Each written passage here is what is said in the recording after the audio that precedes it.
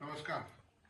આજે આદરણીય સાંસદ શ્રી વિનોદભાઈ ચાવડાના આગેવાની હેઠળ ફૂકિયા એટલે કે આખા કચ્છનું જે ઇન્ડસ્ટ્રીઓ માટે ચિંતા કરતું એવું સંસ્થાન માંડવી ચેમ્બર ઓફ કોમર્સ અને વ્યક્તિગત સ્વરૂપે બધાએ મળી અને આદરણીય મંત્રી શ્રી રેલવે મંત્રાલયને રજૂઆત કરેલી।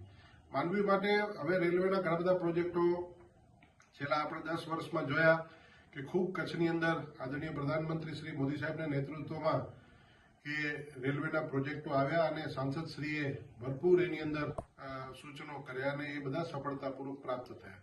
તો માંડવી એક રહી જતું હતું, એ માંડવી માટે પણ એની બધા લોકોની આશા પૂર્ણ થાય એટલા માટે આજે Mandvi chamber of commerce, Mandvi mines association, bentonite mines association આ બધાએ ડેટા સાથે 2.6 મિલિયન ટન બેટોનાઇટ છે, 1.5 મિલિયન ટન જેટલું મીઠું છે અને 1.5 મિલિયન ટન જેટલું પેટ્રોલિયમ ભવિષ્યમાં જે HPCL અને GHCL દ્વારા થવાનું છે।